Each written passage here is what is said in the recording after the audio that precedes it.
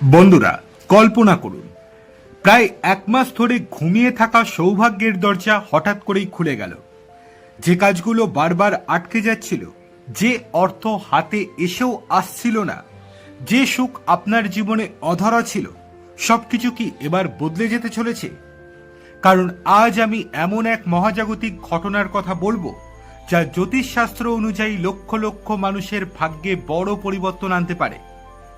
দেবগুরু বৃহস্পতি, যিনি জ্ঞান, সৌভাগ্য, সম্পদ এবং সম্মানের কারক, তিনি দীর্ঘ প্রায় এক মাস অস্তমিত থাকার পর অবশেষে উদয় হয়েছেন। কিন্তু সবচেয়ে বড় চমকে দেওয়ার মতো বিষয় হলো, এই বৃহস্পতির উদয়ের ফলে 3টি রাশি বিশেষভাবে লাভবান হতে চলেছে। আপনার রাশি কি সেই তালিকায় রয়েছে? ভিডিও শেষ পর্যন্ত অবশ্যই থাকুন, কারণ শেষে আমি এমন একটি সহজ প্রতিকার বলবো, যা করলে বৃহস্পতির আশীর্বাদ আরও দ্রুত লাভ করা যায় বলে মনে করা হয়। কিন্তু এখন প্রশ্ন, বৃহস্পতির উদয় কেন এত গুরুত্বপূর্ণ? হিন্দু ধর্ম ও জ্যোতিষশাস্ত্রে বৃহস্পতিকে দেবতাদের গুরু বলা হয়। যখন বৃহস্পতি অস্ত যায়, তখন বিবাহ, গৃহপ্রবেশ, নতুন ব্যবসা শুরু বা অন্যান্য শুভ কাজ অনেকেই এড়িয়ে চলে। গত 15ই জুলাই বৃহস্পতি অস্ত গিয়েছিল।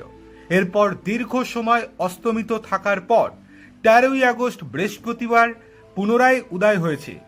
জ্যোতিষ মতে এই সময় থেকে ইতিবাচক শক্তি আবার সক্রিয় হতে শুরু করে। এবার চলুন জেনে নেওয়া যাক সেই সৌভাগ্যবান 3টি রাশি সম্পর্কে। 1 নম্বর, বৃষ রাশি। বৃষ রাশির জাতকদের জন্য এটি হতে পারে জীবনের অন্যতম শুভ সময়। যদি আপনি দীর্ঘদিন ধরে পদোন্নতির অপেক্ষায় থাকেন, তাহলে সুখবর পেতে পারেন। অফিসে আপনার কাজের প্রশংসা বাড়তে পারে। ঊর্ধ্বতন কর্তৃপক্ষ আপনার দক্ষতা লক্ষ্য করতে পারে। শুধু তাই নয়, আপনার কথার মূল্যও বাড়বে। পরিবার হোক বা কর্মক্ষেত্র, মানুষ আপনার মতামতকে গুরুত্ব দিতে শুরু করবে। যারা ব্যবসা করেন, বিশেষ করে পার্টনারশিপ ব্যবসার সঙ্গে যুক্ত, তাদের জন্য সময়টি অত্যন্ত লাভজনক হতে পারে। নতুন চুক্তি, নতুন ক্লায়েন্ট বা নতুন সুযোগও আসতে পারে। আর যদি কাজের সূত্রে ভ্রমণের পরিকল্পনা থাকে, তাহলে সেই ভ্রমণ থেকেও লাভ পাওয়ার সম্ভাবনা রয়েছে। এবার আসি 2 নম্বর, কর্কট রাশিতে। কর্কট রাশির জাতকদের জন্য বৃহস্পতির উদয় যেন এক নতুন সূর্যোদয়। যে কাজগুলো এতদিন ধরে আটকে ছিল, সেগুলো ধীরে ধীরে গতি পেতে শুরু করবে। অনেক দিনের অপেক্ষার অবসান ঘটতে পারে। দাম্পত্য জীবনে সুখ ও শান্তি ফিরে আসতে পারে।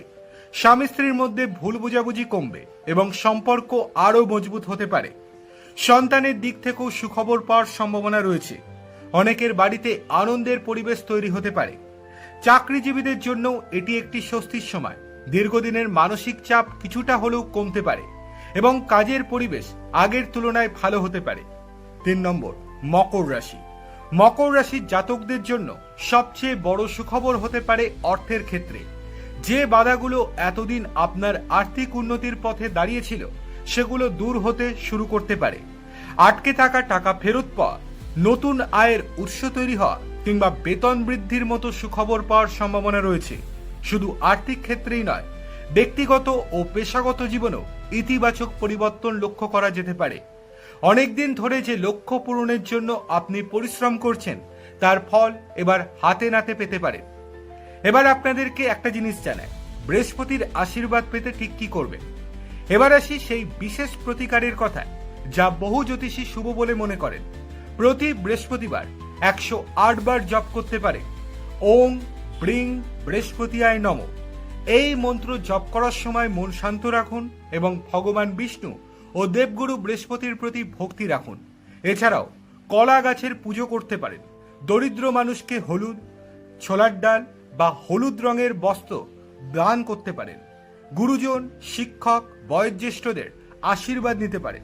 বিশ্বাস করা হয় এই কাজগুলো বৃহস্পতির শুভ প্রভাব বাড়াতে সাহায্য করে। বন্ধুরা, বৃহস্পতির এই উদয় অনেকের জীবনেই নতুন আশার আলো নিয়ে আসতে পারে। তবে মনে রাখবেন, ভাগ্য তখনই সবচেয়ে বেশি সাহায্য করবে যখন তার সঙ্গে থাকবে সৎ পরিশ্রম এবং ইতিবাচক মনোভাব। ধন্যবাদ। হর হর মহাদেব।